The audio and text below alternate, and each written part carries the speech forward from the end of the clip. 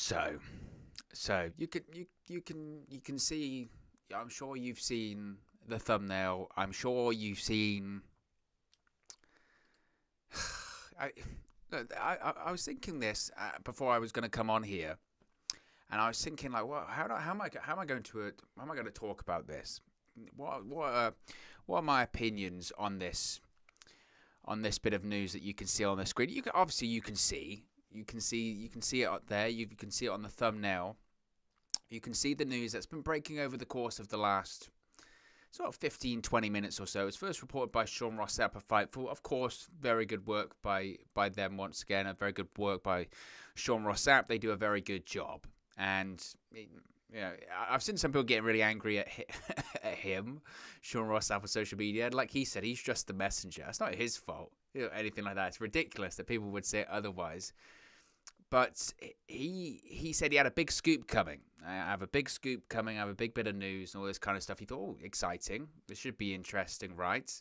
It should be very interesting. And again, usually I don't really do with the news videos that we do. They're usually videos or that kind of stuff. And we only tend to go live for watch-alongs, post-show streams, or big breaking stories. But once I saw this story reported by Fightful, I thought I've got to go live. I have to go live and talk about this because this is ridiculous. I mean, this is next level. Just what on earth are they thinking here? And you can see it on the screen. It's there in the heading as well. Goldberg is to return to WWE programming as soon as this Monday night on Raw, because he's going to be there to set up a WWE Championship match against the WWE Champion, the almighty WWE Champion, Bobby Lashley at SummerSlam. I do have the reports in front of me, so we will read this Fightful report, because this is just, there is so much about this that is just crazy. So this is what the report says.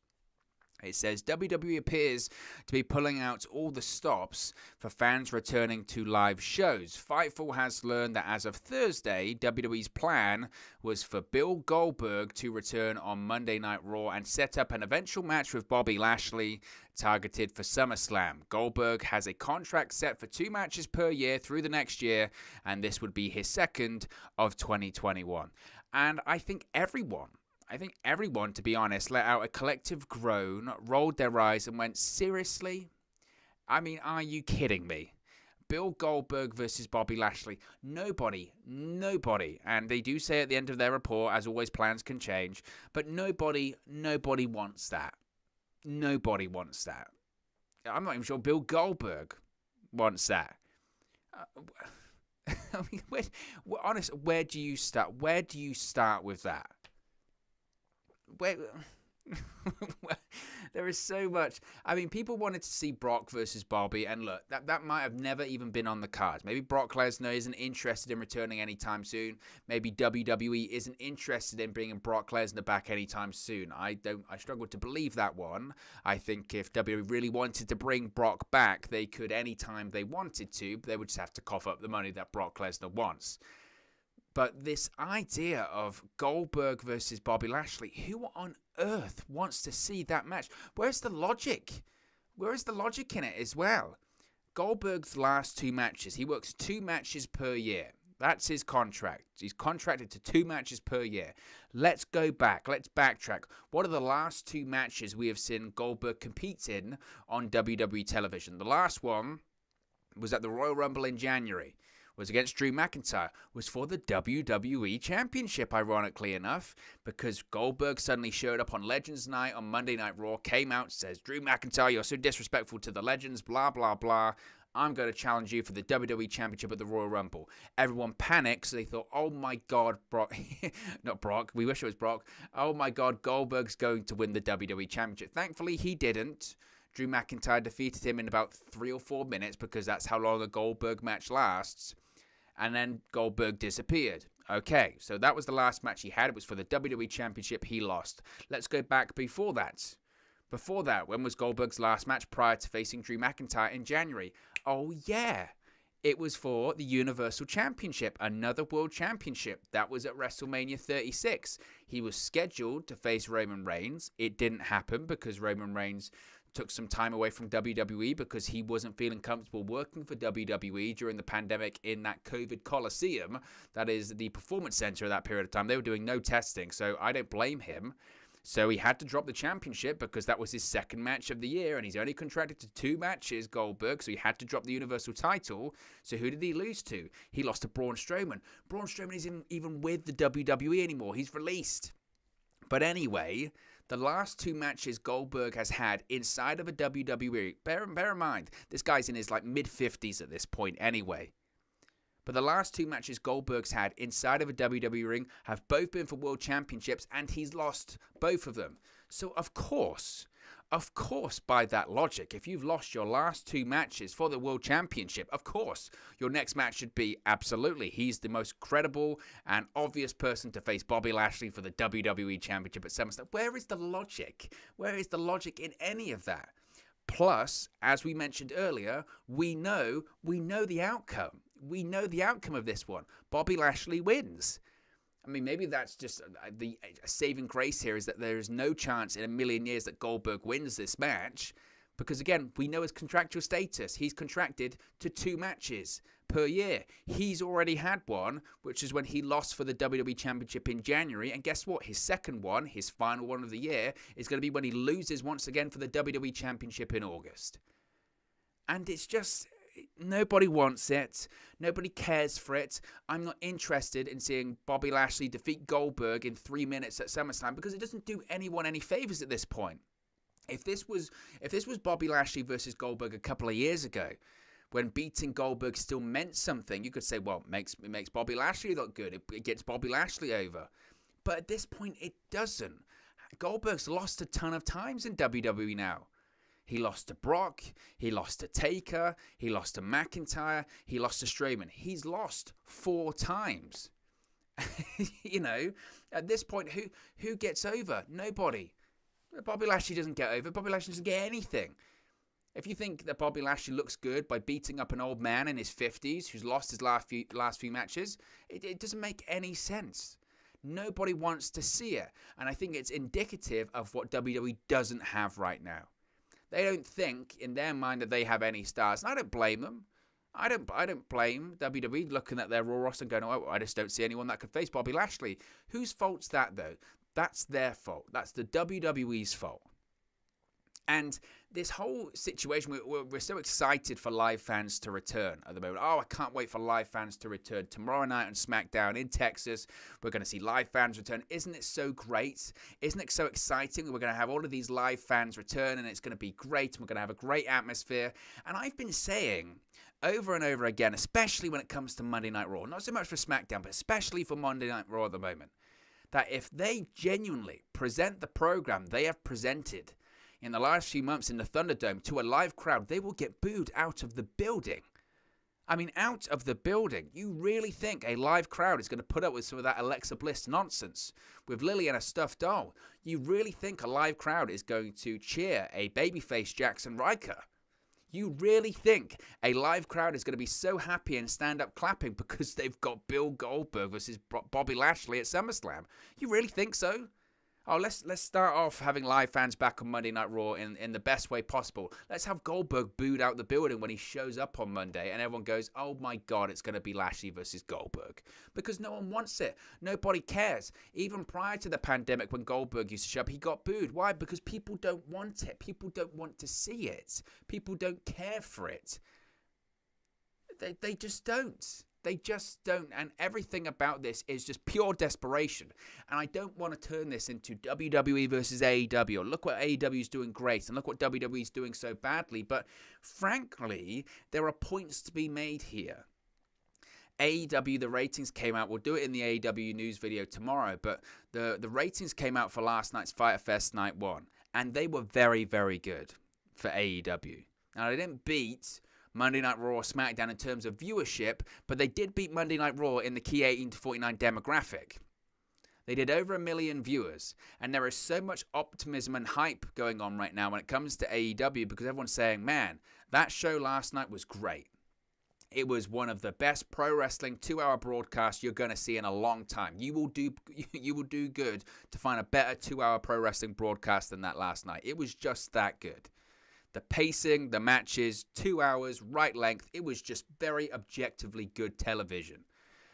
In comparison to that, you have a show on Monday that is 3 hours long, full of rematches, full of recaps, and full of just nonsense. Bad writing, bad creative, bad characters, not bad wrestling.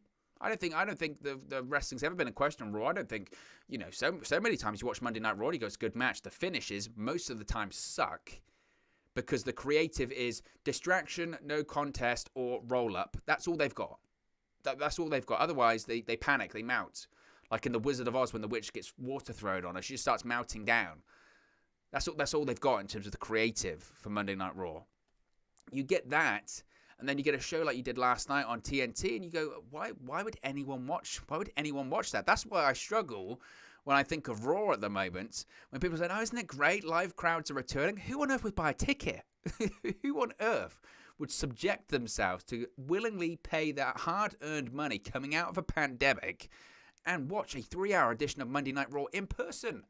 Who would do that? Who would do that? And to be honest, if you are there on Monday and you've paid your hard-earned money, you can do what you want anyway, because I'm definitely one of those people that says, do what you want. You've paid your own money. But you can absolutely boo, Goldberg coming out on Monday, but then you should probably boo yourself because you bought the ticket, and shame on you. All of it is just, this whole thing is just bizarre. Even, so again, just before I went live here on the channel, the final entrant of the Women's Money in the Bank ladder match has just been announced. A lot of people very excited. A lot of people very excited by this, thinking, right, there's been rumors about Sonya Deville. Could be Sonya Deville making a return to the ring. Could be Becky Lynch. Becky Lynch, she could be coming back. Maybe Sasha Banks as well. Well, that's exciting. No, the big surprise final entrant into that Women's Money in the Bank ladder match was Tamina. I mean, it almost feels like at this point with stuff like this, that it's got to be a rib, right? I mean, you look around, you start giving it like head turns, going, I mean, this has got to be a joke. Surely it must be a joke, right? It's just it's crazy. It's absolutely crazy. Desmond says, I'm going to SmackDown tomorrow night. Enjoy. I mean, SmackDown, I'd buy a ticket to SmackDown. It's a great show. But Monday Night Raw, that dumpster fire of a show that is 3 hours long. Every time the ratings come out for it, I'm actually stunned that amount of people watch it. To be honest, I'm stunned that amount of people watch it, because it must be, this is sometimes I sort of think of, there must be that someone's got a series link on their DVR and maybe they just don't even watch it, but that counts. Because honestly, and I look at this match and I know WWE's rationale for this. They'll try and dress it up, and you'll get people on social media that will try and dress this match up between Lashley and Goldberg, and they'll say excuses like, look, Goldberg's still a draw. Even in his 50s, he's still a draw. They want this to feel like a WrestleMania event, so they're having Goldberg in a featured match, or Goldberg sells tickets. That's why they want it. That's why they want to have Goldberg in that featured spot, because Goldberg sells tickets. And Goldberg versus Lashley, that's a big-time match. Of course that's a big-time match. That's the dream match. No, it's not. That is objectively bullshit. People that try and justify that is absolute bullshit. If people try and dress it up of Goldberg, well, if Lashley beats Goldberg in 3 minutes, doesn't that do great for Lashley? Doesn't that put Lashley over? No, it doesn't. Because 4 people have done that already. The whole thing about Goldberg is that he was unbeatable, but he's not anymore. His last 2 matches have been for world titles, and he lost twice in about 3 minutes each time. So why? Where there is no desire, you will struggle to find someone. You will struggle to find anyone that really wants to see this.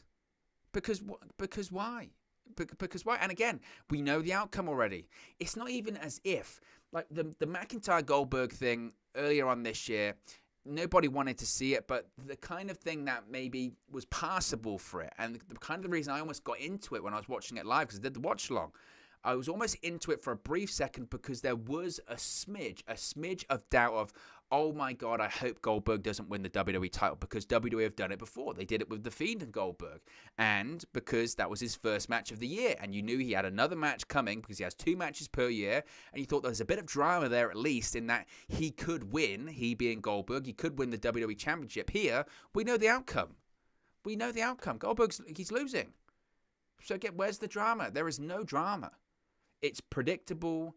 It's bad. Nobody cares. Nobody wants to see it. I'm not saying Goldberg shouldn't be on the card. I have no problem with Goldberg facing whoever on Monday Night Raw, because that gets them over. Them being in a featured match of Goldberg, that Goldberg wins, again, that helps them. This doesn't help Bobby Lashley. And I know people say, well, a victory over Goldberg, legend. Yeah, but, oh, well done, Bobby Lashley. You beat up like a guy in his mid-50s. Oh, well done. Bravo you. Who's someone who's lost to everyone else recently as well. No one cares. Nobody cares. It's dumb. And again, I know people will say, I want to see Lashley versus Lesnar, and I want to see that. I think a lot of people want to see that match, but that might be out of WWE's hands. Maybe WWE can't do that match at the moment. Yeah, maybe that's one thing. I don't think we should blame WWE saying, well, we want to see Lesnar versus Lashley, and maybe they've reached out to Brock. Maybe Brock says no. There is a feeling that they want to have Brock's return be against Reigns, which for me, I don't really understand. I don't see why you can't do both, but nobody wants to see Lashley versus Goldberg. Nobody wants to see that. No. And it's laughable. It's laughable that you save this for the return of live fans as well. Like, I get it. People say, wow, it's a big name and it's a big match. Of course you would save that for live fans. As if live fans are going to cheer it. That's the thing that I think's crazy. Because now, coming off of Raw on Monday, you can already see it. You can already see these things. You can see it on social media that coming out of this, Monday night, we're going to be like, Goldberg got a mixed reception, or Goldberg booed, and then there's going to be the tweet by Goldberg going, why don't you just enjoy the show? If you don't like it, don't watch. And if you don't like it, don't go and buy a ticket. They'll already be turning on fans already for booing this match, or they'll already be turning on fans for booing the match at SummerSlam when they hijack the match because they don't care about the match, because WWE hasn't given them something that they wanted. And then we'll have this discussion of stupid entitled fans. They were gone for so long. Now they come back. Now they're trying to hijack the show. Then now they're going to try and hijack the storyline. They booed Goldberg. They booed the match. They didn't care about it. How dare they? Well, because nobody wants to see it. That's like getting served a plate of, excrement in a restaurant going, I don't want this, push it away, and then going, well, you came in the restaurant, pal. But no, I don't want it. It's a plate of shit. You've just given me a plate of poop. Why would I want that? It's stupid. It's absolutely stupid. And I find it laughable that people blaming Sean Ross Sapp for reporting this. Like, that's his fault. He's just a messenger. Blame the creative. And again, this is what blows my mind. This is what absolutely blows my mind, is that since these Dynamite ratings came out about an hour or so ago, the amount of tweets I've seen on Twitter from people that are saying, I tell you what, now that Fyter Fest beat Raw in the 18 to 49 demographic, and Raw did 1.4 million viewers the prior week, and Dynamite did over 1 million this week. I really hope this will light a fire. I really hope this will light a fire under WWE. They're returning. They've got fans returning. I really hope this will light a fire. And I look at that and I say, you are deluding yourself if you think that is going to light a fire under WWE. This is a company that has reset their programming 4 times since 2018. 4 times. Every single year, they have to reset their programming because it's so bad. They have to reset their creative process because it's so bad. 2018, the ratings on Monday Night Raw are so bad, you get the entire McMahon family come out there. Triple H does the whole, you're the authority speech, you're in charge now. A year later, the ratings still suck, but it's, well, we're going to Fox. SmackDown's going to Fox, and Raw's going to have a premiere week. They've got new sets, they've got new music, they've got new graphics. Eric Bischoff's in charge of SmackDown. Paul Heyman's in charge of Raw. And then obviously I get the pandemic that happened. That is what it is. But it was still a couple weeks later, Eric Bischoff was fired. And by April, May the following year, Paul Heyman was fired as well. Then, because of obviously the pandemic, you've got those awful, awful performance center shows with nobody there, but they had another great reset. We're going to the Thunderdome. We're going to the Thunderdome. We're going to have a big reset. We're going to change things, and the ratings are going to pick up, and the quality of the programming is going to pick up as well. It's going to be so good. And then a year later, now it's, we've got to be returning to fans. And don't worry, when we return to fans, the product's going to get so good. And the ratings are going to get so good when we return to fans. And every year it's a different excuse. Every year it's a different reset. Oh, don't worry, we're going to have a draft. Or, oh, don't worry, we've got the wild card rule. Or, don't worry, we've got retribution. Or, don't worry, we're getting rid of general managers. Or, don't worry, we're going to have new sets. Or, don't worry, we're going to have new graphics. It's always something every single year. So the idea that WWE have looked at the AEW ratings and they've looked that the Dynamite and Raw are getting closer to each other, and the Fyter Fest did a better 18-49 demo than Monday Night Raw this week. The fact that WWE would look at this and go, well, now's the time that we've really got to it's lit a fire under us. Now we're going to get creatively good. Now watch our programming. Now it's going to get good. Is it heck? Is it heck? I mean, every year, WWE has their way of producing television. Now, look, that's not to say that WWE have been producing objectively bad TV every single week or bad pay-per-views. Quite a few pay-per-views during the pandemic have been pretty good. SmackDown's a pretty good show to watch. Raw is garbage. It's a terrible show to watch, but WWE have their way of producing television. They've had it for years. It's this overly produced, overly scripted, overly, bizarre writers, bizarre characters, 1980s booking and philosophy with the likes of Bruce Pritchard and Vince McMahon in 2021. This all just that bizarre. That's how they produce television. And AEW getting closer to them in the ratings isn't going to change that. It's not. WWE is guaranteed money at this point. They have guaranteed money from NBC Universal for Monday Night Raw. They have guaranteed money from Fox for SmackDown. They have guaranteed money from NBC Universal for Peacock. They have guaranteed money for the Saudi shows. They don't care about the content they produce because the money's already in their pocket. They don't care. In the same vein that the only thing they care about when it comes to Lashley and Goldberg is that they sell tickets for Allegiant Stadium for SummerSlam, and that hopefully with Goldberg being there on Monday and then a couple weeks after that, they hope that the ratings might pick up a little bit, and then also they can sell some tickets for Monday Night Raw, because who on earth would buy a ticket to watch that show? That's all they care about. That's all they care about, and I don't know. But look, guys, as always, look, I thought I would come on for 20 minutes, rant, and now I can probably just pass out and go to sleep, because it's just... It's just terrible. It's just terrible. Of course, though, if you are new to the channel, be sure to like and subscribe. We're going to be doing a lot of stuff over the weekend. We've got Slammiversary on Saturday, so I'm going to be doing a watch-along and a post-show reaction stream for Slammiversary. I'm going to be doing Slammiversary predictions tomorrow, along with the news stories.